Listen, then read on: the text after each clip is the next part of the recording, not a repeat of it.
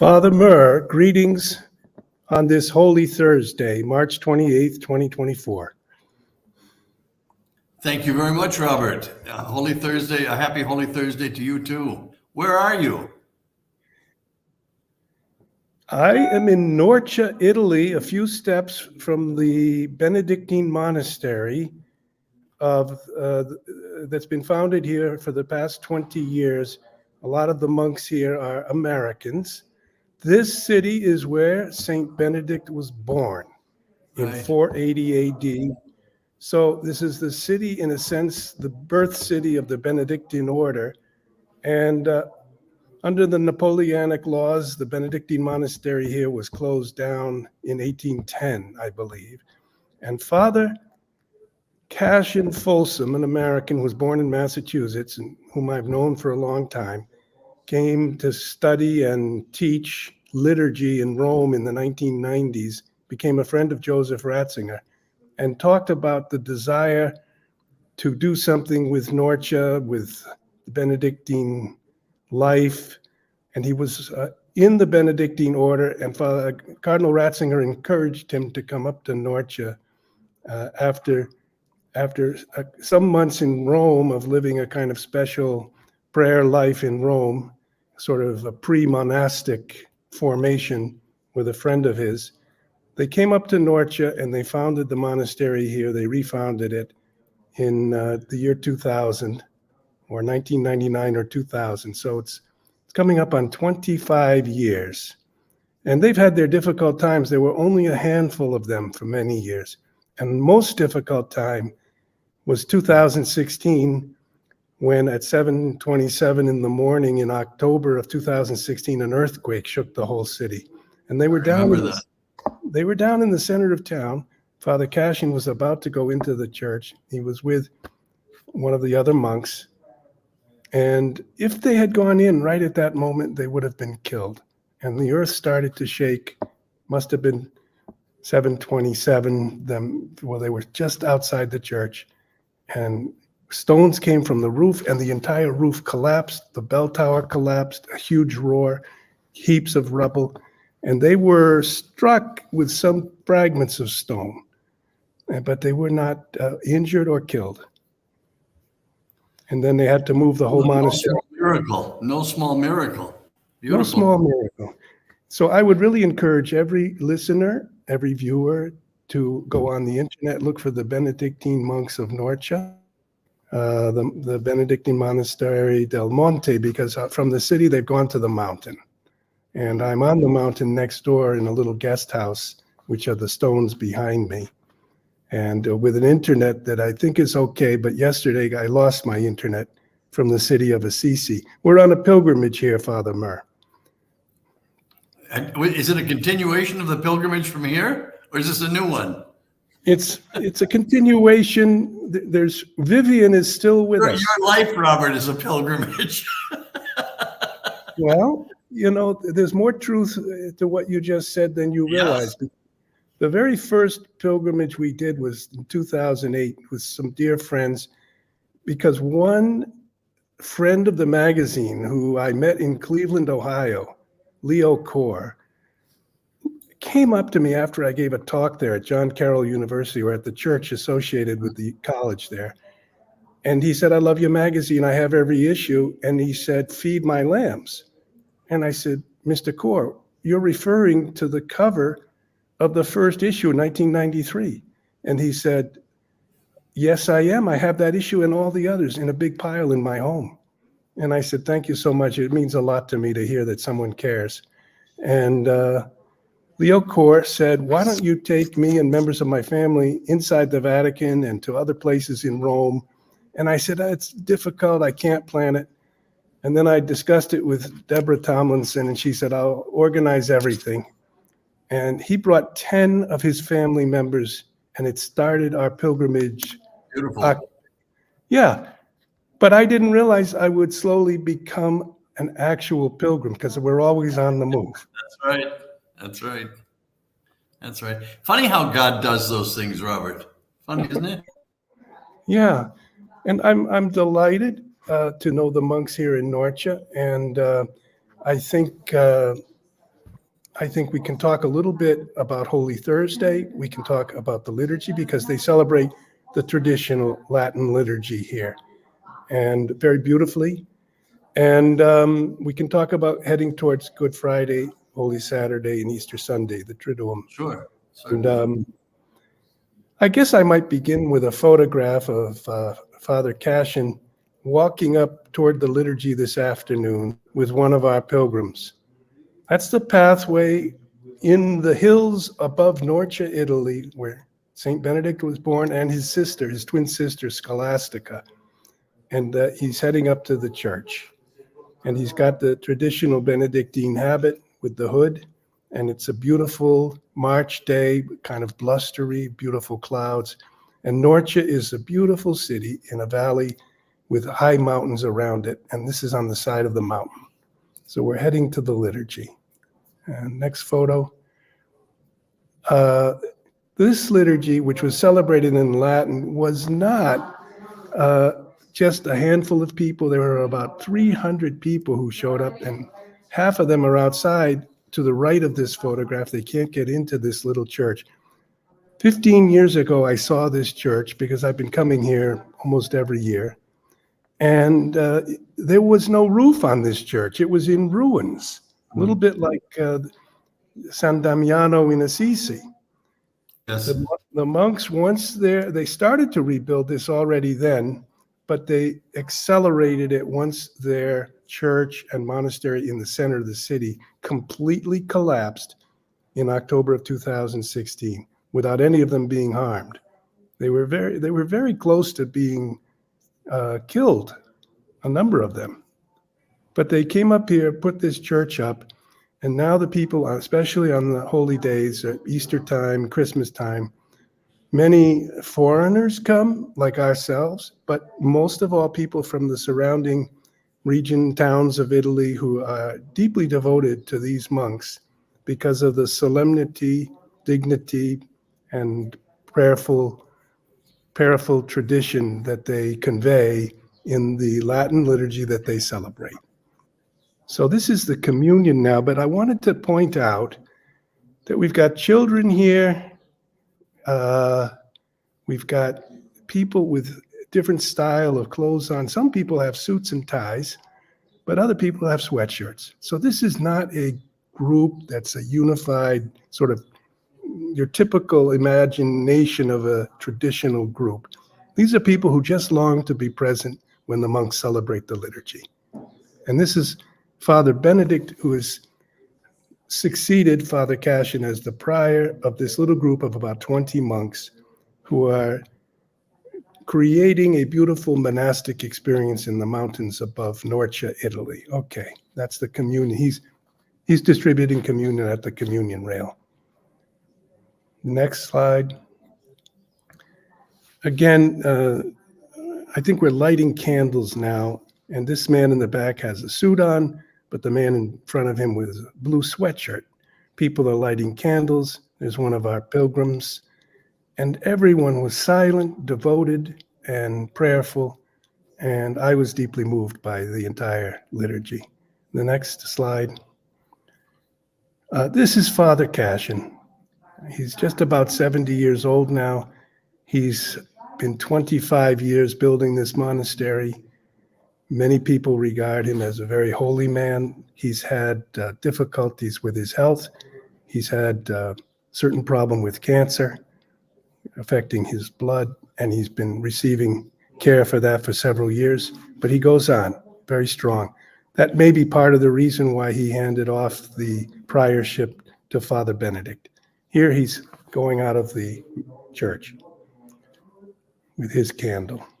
And that's a final picture of my dear friend, Father Cashin Folsom, an American, but a follower of St. Benedict, a Catholic with a deep heart and a deep soul. So, Father Murr, what do you think about all these things? Beautiful. I think it's beautiful. Absolutely beautiful. How wonderful to see 300 people like that gathered from all over the world, all different occupations in life, gathered there for the solemn liturgy in Latin. That's beautiful. That's beautiful. Right. It's the And way it's supposed. It's the way it's supposed to be. so I was attending the liturgy, and I was in prayer, and I was thinking, what is it that I really need to do in the next years as I become old?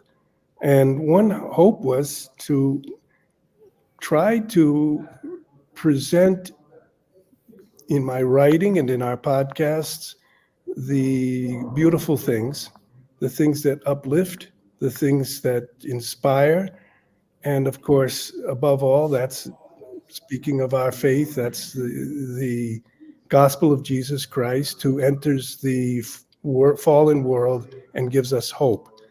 And in that process, I wanted to try to do what I could to keep the church unified, because we've got tensions here and there.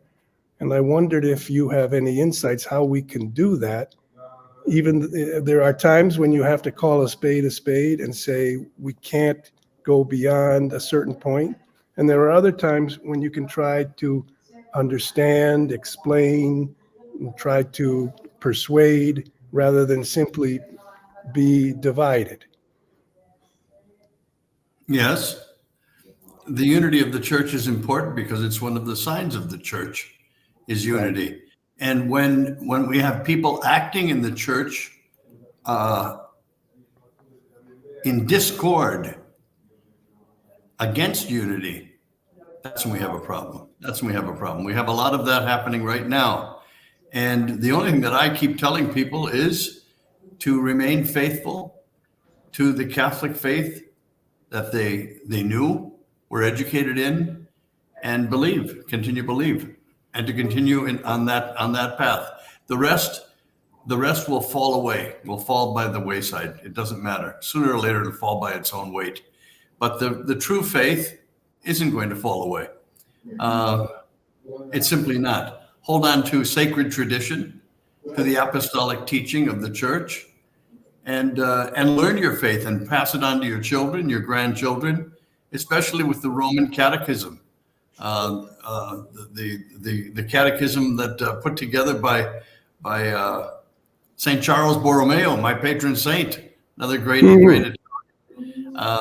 put together that Catechism after the Council of Trent. The Council of Trent was a fantastically unifying and very crystal clear council. It tried to make things clear. That's what we need today. We need clarity, and we don't have that. So I keep telling people, go to those sources, learn them, and continue on. That's it. All right.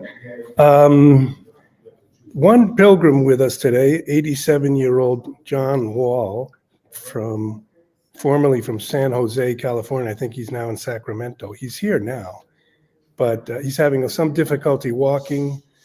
He brought his son with him, Brian, and he said to me after the liturgy, Bob, that was just the way I grew up. It was beautiful, but I knew it.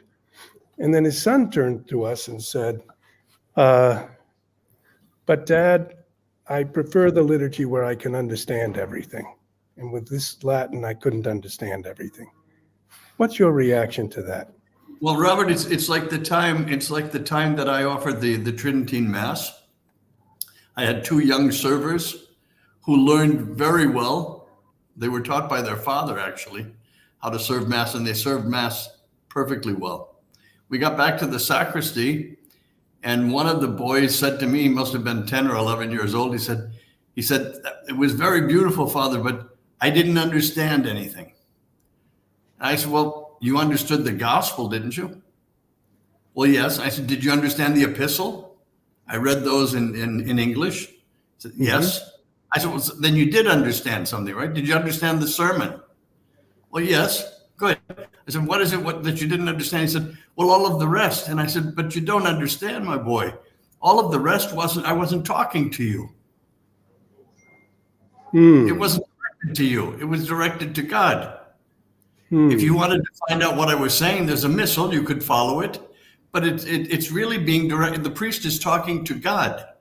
He's in a dialogue with God. And God answers by making him his own only begotten son real and present on our altar as a gift to us in response. Okay. That's it. He Well, said, then, oh, wow. Yeah, well, that's it. I simply said, I wasn't talking to you. That's it. okay, so that's a great anecdote to describe the confusion we have today, that we think that the entire conversation, in a sense, the entire dialogue of the priest with the server and of the priest with his prayer to God, and is not really intended to be part of a conversation with the entire congregation. But the No, congregation, Robert, the priest is acting as a mediator between God and man. That's what the priest is. And he's mediating between God and man. It is the Jewish people who didn't want to speak directly. They couldn't speak directly to God, and they asked Moses to speak to God on their behalf. Aaron spoke to God on their behalf. Christ speaks to the Father on our behalf. This is exactly what the priest is taking, that role in mediating. And it is a sacrament, and it is a sacrifice. This is what's going on. There's nothing. Our greatest participation for the layperson, the greatest participation in Mass is to be there. To be there. And that's how you're participating in, by being there presently. Also, going to Holy Communion. If you can't receive communion because you're not in the right spiritual state, then don't receive communion. You make a spiritual communion. And those spiritual communions are very, very important. Very important. Everyone can do that. That's participation. Those who can receive Holy Communion, receive Holy Communion. That's participation. This is the way God wants us to participate. There's unity because it's the same Mass being offered all over the world and in the same language. And if anybody wants to understand and follow along, certainly may. There's a thing called a missal. It's very, very simple to follow, very easy. So I really advocate for it because I've seen in 60 years what has happened with so much of the new Mass. And I don't find it edifying at all. And I also see what's happening today with the resurgency of the Tridentine Mass. It's incredible how much this Mass is being offered all over the world, Robert. And it grants unity and a real Catholic pride to people of all races and all nations. It's really beautiful. okay, so our first point today really is that the people should attend the Mass, that the distinction between celebrating that Mass and the new Mass has been misunderstood, perhaps, and that it's a beautiful old liturgy. And in this sense, I carry forward your thought just a little bit. Perhaps the movement against the old Mass in some way has been a misunderstanding. This is the best construction I can place on it. Perhaps people felt that it was a kind of grasping or fanatical or narrow-minded, rigid liturgical obsession. But you're really making the point that the desire for the presence of Jesus Christ and for a solemn participation in the priest's celebration of the Mass is not an obsession. It's a deep desire, and that was expressed by this older gentleman who said, that's the way I was trained, that's the way I grew up, and I loved it. I think that's right, Robert. Yes, I think that's exactly right. So that Also, there's something else, Robert, that I've mentioned a couple times on, I don't know if on this program, but certainly on other programs. Since they did that study of the 20% of the Catholics in the United States who actually practice their religion and attend Mass every Sunday and on holy days of obligation, of those 20% who do, they found that 70% of them did not believe in the real presence of our Lord in the Blessed Sacrament. Now, I can tell you this. They're now organizing 3 years of talks, conferences, activities here, to try to win back that faith in the real presence of Jesus Christ in the Blessed Sacrament, in the Holy Eucharist. Okay. Yes. Now, let me just finish with this. The Tridentine Mass has 100% of those who attend believe in the real presence. Shouldn't that tell you something? Why would you be organizing conferences and this, that, and the other thing where you have the answer right in front of you? Okay, Anyway, so my in one man's opinion, Robert. yeah, no, I appreciate your opinion very much. I wanted to show people, I have here this booklet, which is widely available. It's the English and Latin of the old liturgy, and I was using it today. So on one side, it will say, in nomine Patris et Filii et Spiritus Sancti. People may not understand it, but it means in the name of the Father and of the Son and of the Holy Spirit. The Mass is a little more elaborate than the Novus Ordo. There were changes made. They were approved by Paul VI. But we've been doing podcasts and studies, and others have been doing this, very many others, to suggest that there was misunderstanding even at the time. There was a book by Louis Bouillet, who was part of the commission, who said that he went to Paul VI. He writes this in his book, and I think it only came out in 2014. So this is more or less new. It's only 10 years old.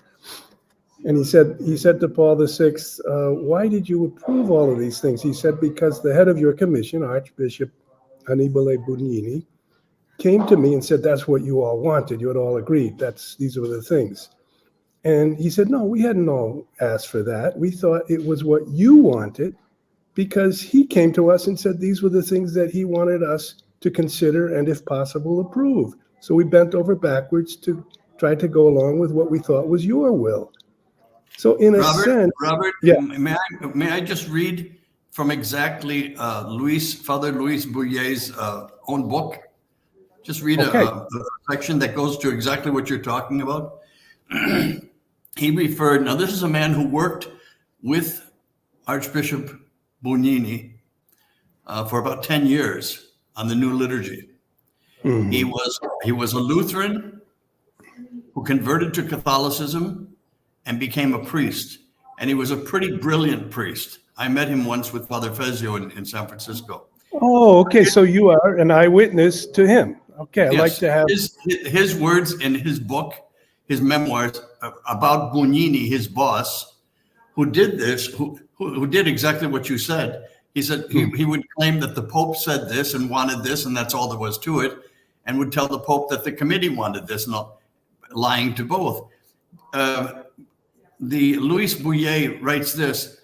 He refers to Archbishop Bugnini, the author, the architect of the new Mass, as a mealy-mouthed scoundrel. This is quoting him. A Neapolitan Vincentian, Annibale Bugnini, a man bereft of culture as he was of basic honesty. This is the man who actually put together the new Mass, and he did a lot of things that he wanted himself. It had nothing to do with the Pope, and it had nothing to do with his own committee. He decided this is what he wanted, which in 1975 and 1974 actually won him an ousting from the Vatican, and he was sent to Iran as nuncio to promote him. So this is in part the confusion that reigned during right after the council with all of the changes. Okay. Father Murr, great to bring that point up. I want to stipulate we don't wish to detract or make unsupported and unfair and unkind allegation against Archbishop Bugnini. There are many different things to be said about him. He always himself denied. I'm sure he was a wonderful man. I'm sure he was a wonderful man. Okay. So we do want to protect our tradition, and we want to understand exactly what happened. So we want to be thoughtful and fair and do research. And when we have these type of statements from people who worked with him for years, we must take them into consideration.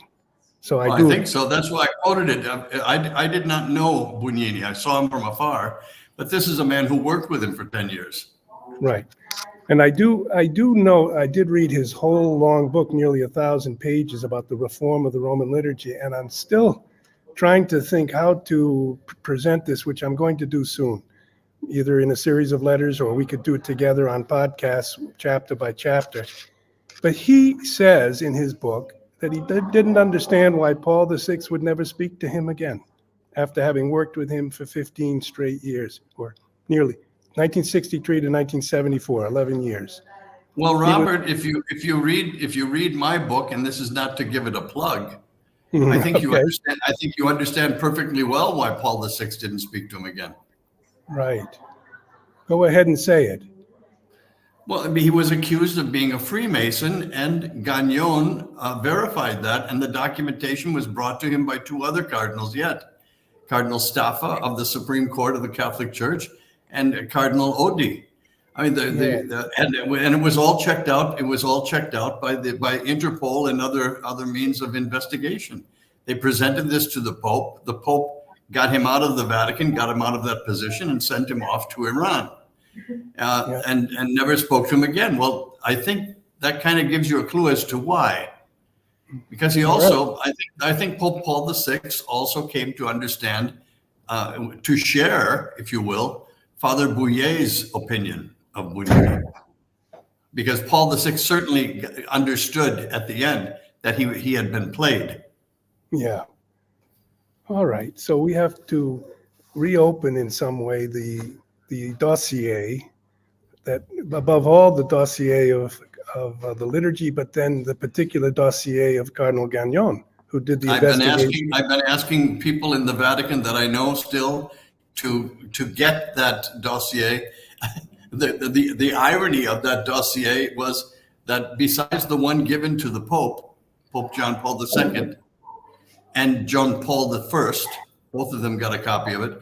The other copy, the last copy, was put in the safe of the Sacred Congregation for the clergy under Cardinal Oddi, and it was stolen. The safe was broken into and the document stolen. So that's it. So let's just say we've got two big questions, and then we have a number of others which have emerged in more recent years, and particularly since 2021, when, on the advice of advisors, Pope Francis has said he wants the old liturgy to be set aside. Not that he abrogates it entirely, but he doesn't want it in parish churches. He wants it difficult to say. He doesn't want bishops to approve it. And in many places here and there, it's no longer possible to listen or participate or attend the old liturgy. Something which Benedict himself said was not what he thought was the right thing to do. He made a different solution in 2007. And Francis didn't make this solution until just 5 months before Benedict died. And when Benedict heard he had done this, his secretary, Georg Genswein, said it broke his heart, because Benedict had wanted to leave a privileged place, a respected place, a legal place, a home for the old liturgy in the Roman Catholic Church. But under the advice of people around him, Francis had taken the decision on July 16, 2021, to publish Traditionis Custodes, the Guardians, a funny title. Robert, may I ask you, you're very privy to things happening in the Vatican today. I am not. Those people that are surrounding Pope Francis, who put them there? Yeah, he's often chose them himself, of course. Oh, I see. Okay. Yeah. Okay. Well, the problem of any court, there's two things I want to just state for the record. First, in the Vatican, and you may have heard this, Father, they say, those who talk don't know, and those who know don't talk. So here in the center of our program, I may be undermining the desire of anyone to listen to us, because the more we talk, they might say, well, they don't know. Oh, they're very right. I don't know, and I've been waiting for years for somebody to answer my questions on these issues. Hundreds of thousands of people, if not millions, have been asking these questions for years, and we seem not to get any answers. I thought Right. this pontificate would help because I really looked forward to the clarity and transparency that Papa Bergoglio said was going to be part of his pontificate. We were looking forward to that. But Okay, I was that's too. And actually, I wrote a book about Pope Francis, and I met with him afterwards and talked to him, and was hopeful. I saw him a couple of other times. Actually, I've seen him quite often. I've stayed in the Doma Santa Marta probably 20 times in 10 years, so twice a year for several days. Doesn't mean I speak with him, but I am in the dining room and see him across the room. Sometimes meet him at the buffet and say, "Good evening, Holy Father." And I thought that over time, can you imagine? It sounds so funny to say we ran into each other at the buffet. well, there's many aspects. Yes, I know. I understand. But I would say the funny thing, the perplexing thing was that Pope Benedict XVI, which opens up that whole other series of questions, and we've got quite a few comments in the chat here too, which are very good comments. I just don't know how many we can get to. I do want to bring some of them on, so don't worry about that. Benedict XVI having his heart broken, or at least wounded, as we might translate it, and then dies just a few months later on the last day of 2022. I'm sorry. It was if it was 2020, so it was 2021. It was a year and 5 months before he died. So for 9.5 years, the Pope waits and doesn't issue that. He does go into the hospital. He was in the hospital from the 4th of July to the 15th of July with surgery under anesthesia. Pope Francis in July of 2021 went to the hospital on the 4th of July, did not come out till the 15th. He was 11 days. The 16th, they publish Traditionis Custodes. Well, I have the thought that he was told things, he believed things, he trusted things, he gave maybe even the drafting of the document to someone else, and then approved it, but that he had been very sick, he'd been unconscious, he'd been weak, and he published it. But that may be wrong on my part. Maybe he intended it for months before. It just, it was something I noted at the time. Oh, there you are. All right. So we do have several other people here. I'm going to try to bring some of these on. Here's someone commenting. Steve Rowland, those who can do, those who can't teach. Well, Father Murr is setting up a beautiful center for pilgrimage and retreat and instruction in southern Spain. I just was there visiting with him. He's sitting in a room now, not far from Carmona, Spain, which has Carthaginian gates.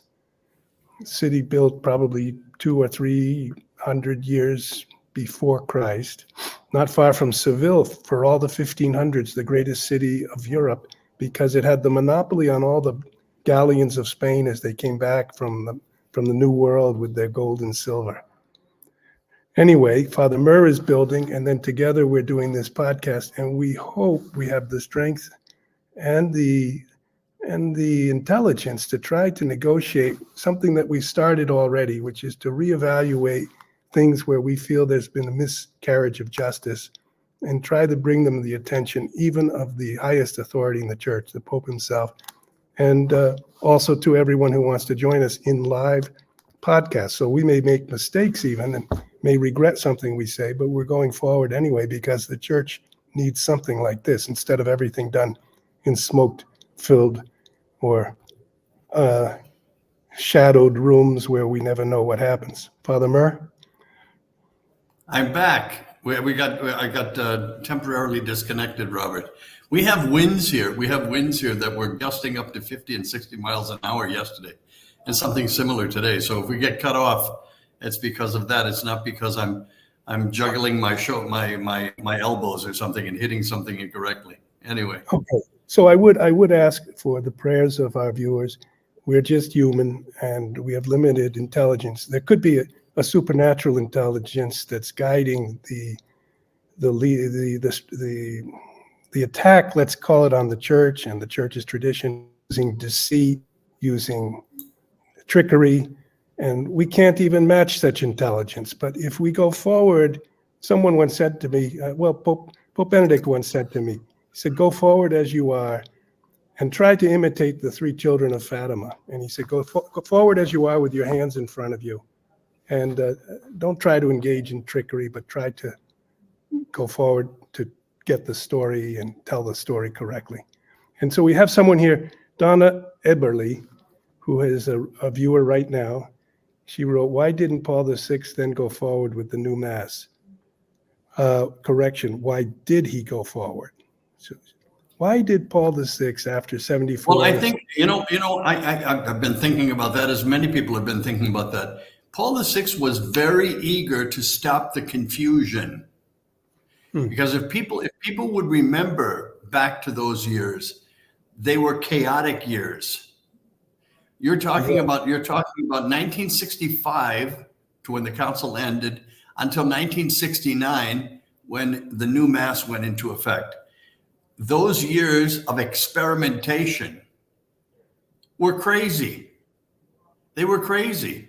You had priests offering their own renditions of masses, interpreting this, interpreting that, sitting around coffee tables, sitting on the ground. It was bizarre, all of the nonsense that was going around.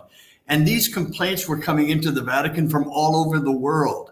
Paul VI wanted to stop the experimentation and wanted to have a finalized Mass that would be adhered to in all of the world. I don't think he really realized that it also was going to be interpreted. His interpretation of the Mass was going to be reinterpreted by each priest, which added to its unity. Well, we don't really have an answer, and maybe we can get one perhaps. I've actually been collecting diaries. I've been collecting any book that's coming out, particularly in Italy, by Italian bishops, theologians, especially people who went to the Second Vatican Council. And I'm thinking there will be remarks here and there that will be firsthand in journals and diaries that will help explain the mood, the decisions, why something was done or not done. So this is part of the whole project we're engaged in. We haven't mentioned that before, but we are doing that. And Archimandrite Gregory writes to us, then why has no pope ended this and gone back to the old Mass, even in vernacular translations, which is in fact something people have suggested a number of times over the years. Father Murr, what do you think of that question? Well, I would say this. Look, I think people are not taking into account the seriousness of what Pope Benedict did when he solemnly declared that the ancient Mass had never been abrogated, had never been forbidden, had never been outlawed. Now, many of us who are old enough to remember were certainly living under the assumption that it had been, right? But when he came out and said that it never had been, and that he gave permission for it to be now widespread, open in every parish, and also at the discretion of every priest, he was calling on the maturity of every priest.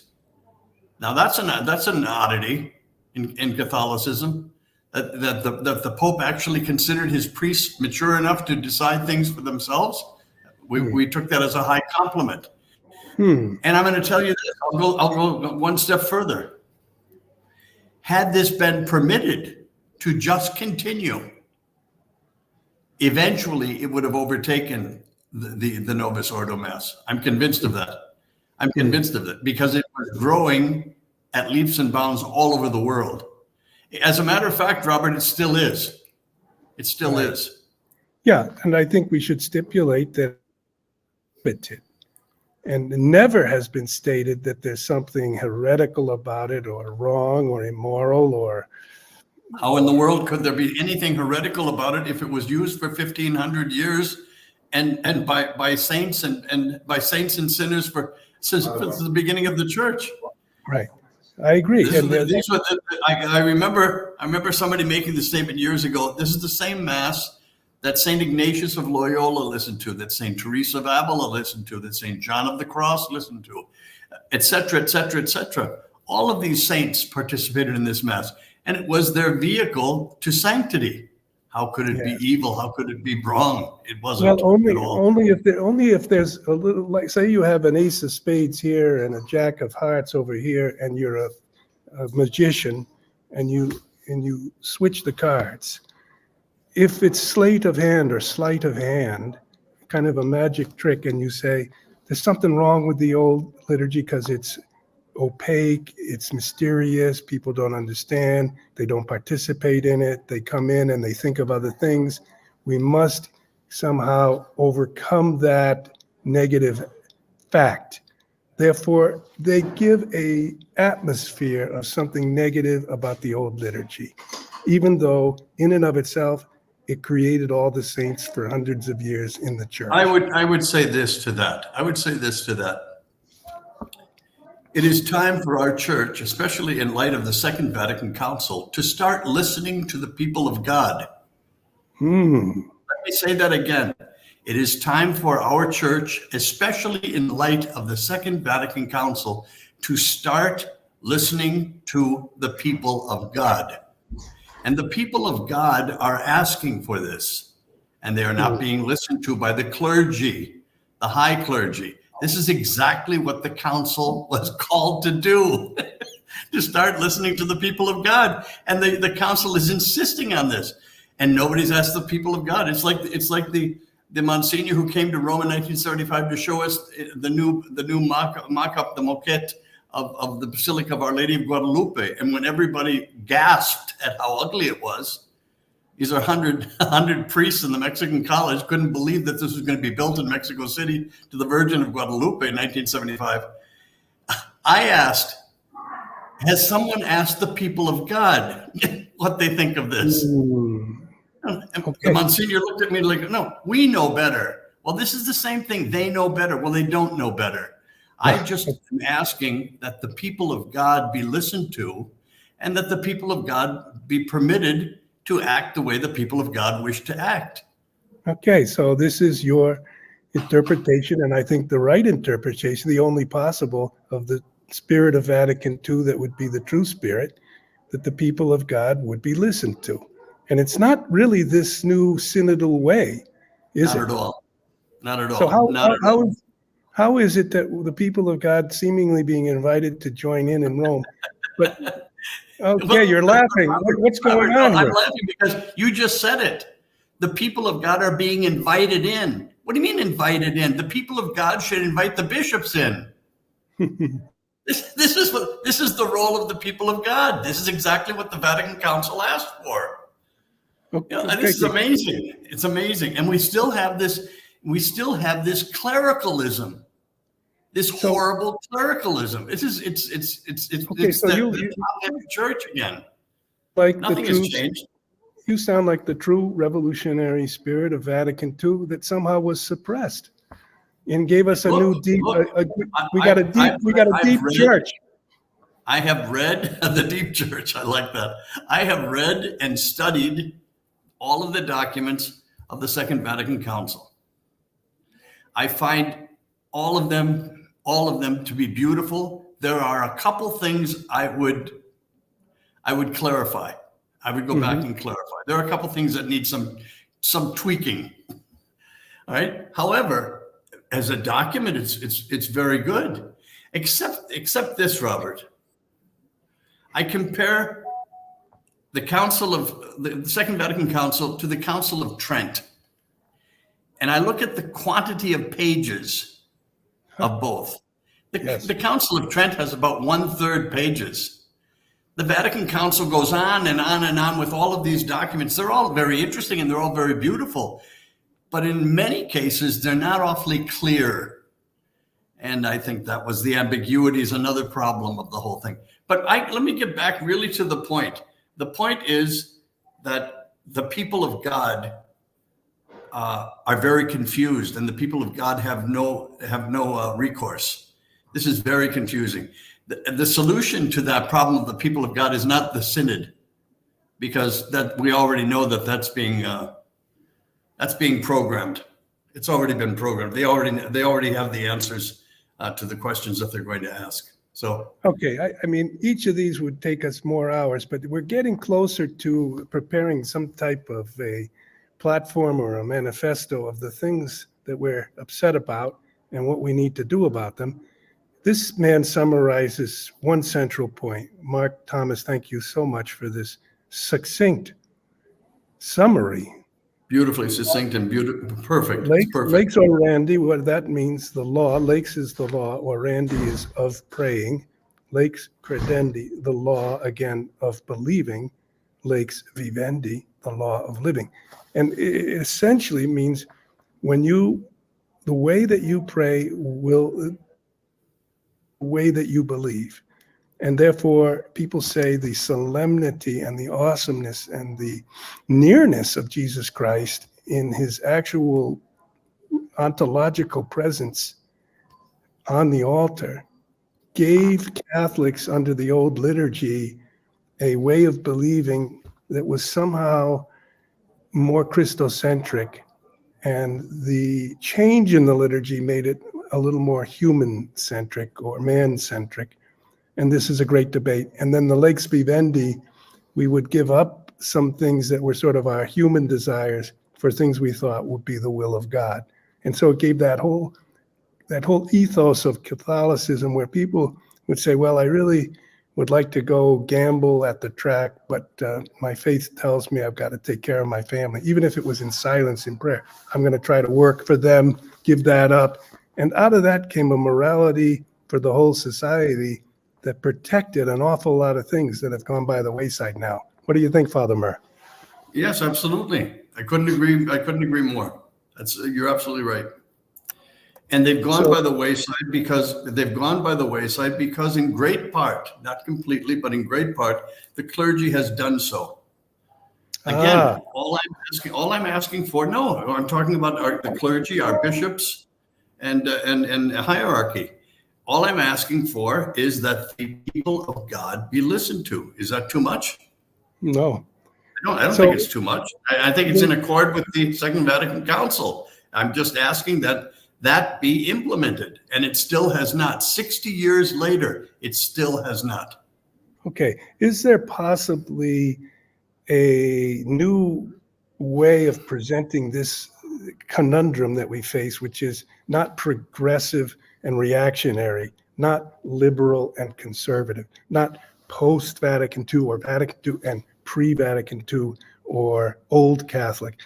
How about a third possibility of a group that analyzes with scientific precision and with faith everything that's been presented by these various in these various conflicts and tries to present a truly with faith, hope, and charity. Use that old phrase in matters which are dubious, freedom.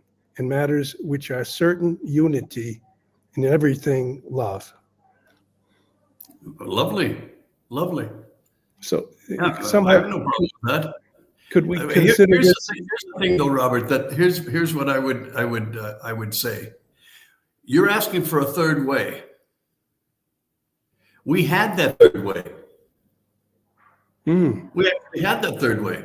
Pope Benedict presented that third way. That's exactly what he did. He presented the third way, and that was taken away. That was taken away by the first way. It was taken away by the hierarchy again. So we're right back to where I'd like to see the people of God take that away from the hierarchy. That's what I'd like to see. I really would. Could you repeat that? Because I would like to. We had the third way, and we've got bad connections with internet, I'm sure. I don't know. Can you hear me, Robert? I can hear you now, Father. Okay. We had the third way that you're calling for. We had it. It was given to us by Pope Benedict. Mm. And then it was taken away. We had the third way. Mm. And the third way was a marvelous freedom that Pope Benedict was proclaiming. A marvelous freedom. Mm. He said, here, you're free now. Everyone was elated. The conservatives were elated. The liberals were elated. Everyone was elated. Then it was taken away. It was taken away in the name of the people of God because the people of God wanted synods. Oh, did they? Did somebody ask the people of God? I wasn't asked. Were you? It's ridiculous. It's ridiculous. Well, we're gonna have to come back to that question, but I was not asked, Father Murr, and I felt no, I didn't think you were. and I felt the thing, like so many things that we've seen both in secular world, in our governments, but also in the church, things were handled with a small group that they thought that maybe they are in good faith. They think that they have to do what they're doing to bring deeper faith, but they don't really want to hear more traditional thinking, and therefore they exclude it. But that's their problem, Robert. I'm talking about the people of God. Okay, so we know what the clergy think. Excuse me, most of the mess we're in today, we can thank the clergy for, not the people of God, the clergy. Now, I'm simply saying the Second Vatican Council called for an active participation of the people of God in the church because it's their church. That's all I'm asking for. okay, Is that so wrong? Could that be so wrong, Robert? Okay, so we're going to call for our fellow Catholics to be heard, and we'll try to give them as much of a voice as we can and join ourselves. And there are all sorts of podcasts out there, and I have to congratulate many people for doing wonderful things that I haven't been able to do, and people are looking at particular issues with great care. We're going to try to expand our own podcast to the point we can even become daily if possible. I don't want to ask you to do that, Father, because you have so many other things to do, but that, in a way, is my responsibility. I'm supposed to be covering the entire church from the perspective of Rome. I think you should take, look, Robert, what a magnificent gift God has bestowed on man. The intelligence to come up with means of communications that are mind-boggling. Just look what we're doing. You're talking to me from Italy. I'm talking to you from Spain. Tomorrow you'll be in Washington, D.C., and I'll be in Cucamonga, and we're still talking. This is amazing. This is amazing. And we're not video and everything else. This is marvelous. This is a new time, look, there's so much wrong with the internet, but there's so much right with it. I think we should be using everything that we can to get the message out, Robert. I think you should be doing this every day. All right. I think it would be wonderful to make the Inside the Vatican not simply a monthly magazine, but a daily magazine. Wow. Okay. All right. Well, we do have a number of people I wanted to thank for being on. Byzantine Heart. Not sure who Byzantine Heart is, but we do have a love for the Byzantine tradition. We do feel very strongly that light comes from the East, lux ex oriente, speaking just pragmatically, but also analogically. And we feel that the church suffered a great loss when the Eastern Christians broke and became Orthodox and separated from Rome, or Rome and the Orthodox mutually excommunicated each other. Rome and Constantinople. Robert, and before we end, what a terrible tragedy.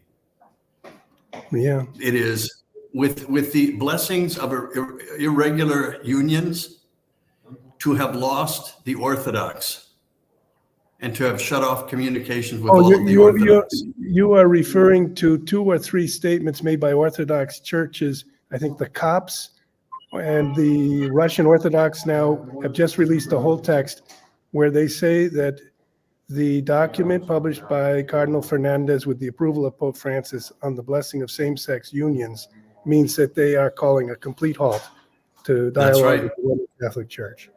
And that's Yeah. more than 3 or 5 people. No, it's millions. Millions and millions of souls that are saying no to this. Okay. Sad. We had someone from Arizona. Now we have Marius. How would you pronounce that name, Father? Mojsa. Moshe from Poland. And of course, we always have a soft spot in our heart for everyone from Poland, also by means of John Paul II, who I actually attended 2 masses privately with him in the 1990s, and my father was with me. And actually, I wanted to mention my father passed away 4 years ago today. And Rest in peace. and I really wanted us to mention that because I wanted you to ask for blessings on all fathers, on all the fathers of everyone watching, on all the people who are watching who are fathers, and on mothers as well, families. But remembering our fathers is something that happens when their anniversary of their death comes. And so close to St. Joseph's Day. Yes. Yeah. So we have gone about 56 minutes, and we've barely touched a number of things, but we've made some good points, I think. Maybe we should. I think we hit a few good spots, Robert. I think if anybody's listening in Rome, I'll bet we got a reaction. Okay. We have a viewer from Indianapolis. Ave Maria, Hail Mary. Blessed Triduum, blessed 3 days leading up to Thank Easter. you, sister. Thank you, Sister Elizabeth. Who else do we have here? I saw Father Murr. I tuned in right away. Oh, Father Murr. And Angel, usually I have the opposite effect on people. They see me and they turn away right away. So I feel sorry for you, Angel. Well, when people write these things, and the way our program has gone over more than a year now, I think, but we really started without knowing what would happen, how far we would go. But I think you and I are changing in some way as we kind of put on the mantle of being podcasters. Maybe we're getting better. I don't know. Well, we're certainly getting bolder. I think that's one thing we are getting better at, being a little bit bolder. Okay, we have someone from Central Oklahoma. Greetings this Holy Thursday. And we have a nice statement from Peter. If we all run to the Lord, we are all winners. Father Murr? What? If we all run to the Lord, we're all winners? Yes, I suppose so. Yeah. I suppose so. You also, when you get to where the Lord is, you have to do what the Lord wants. It's not just running toward Him. It's running to do His will. That's the idea. That His will be yours. It's the Our Father. His will be done on earth as it is in heaven through us. Yes. Okay. Summary of our complex desire to be close to Him, but yet remain ourselves and can kind of do what we want. But don't you feel that what we want finally isn't what we really want, and that what we would receive if we did His will would be so satisfying that we would be over the moon with Robert, joy? you know what I as an old man now, I have time every once in a while in my meditations before the Blessed Sacrament. I have a lot of time to do an examination of my life. It's very good. And I've got to tell you this, I'm finding I examine my life in parts, and I'm finding that when I got what I wanted, it really wasn't what I wanted. It didn't make me happy. But by accident, when God threw a monkey wrench into the whole thing, it caused me all sorts of confusion at the moment. but it took me on paths I would have never taken. It was really marvelous, really marvelous. So you end up, when you're doing the will of God, you know you're doing the will of God. That's it. When you're doing your own will, it doesn't matter. You're doing your own will. What I mean to say is, most of the time there's no room for God. You're too busy doing your own thing. But when you're doing God's will, yes, you know it. You know it, and that's the way to go. That's where happiness is. That's where happiness is. It really is. All right, so we have one last statement. We'll be wrapping this up, and I will ask you to give us a blessing, Father. Absolutely. But we have this Alicia Alvarez, greetings from Valencia. From Valencia, Venezuela. And she says, Pater, Murr is the best. Well, God bless you, Alicia. Thank you very much. And I must congratulate your good taste. So let me give you a blessing so that I can be off to say Holy Thursday Mass, okay, which I haven't offered yet. Okay. Oh, hello from Easter Pilgrims. We're in the room next to Bob. Yes, they're just over here. Very good. Greetings to all. Greetings to all pilgrims. And we would like to have your blessing. Absolutely. For the 3 days. Benedictio Dei omnipotens Patris et Filii et Spiritus Sanctus, descendet super vos et manit semper. Amen. Thank you very much, Robert. Happy Easter to everyone. Let us pray for one another. God bless. Thank you, Father.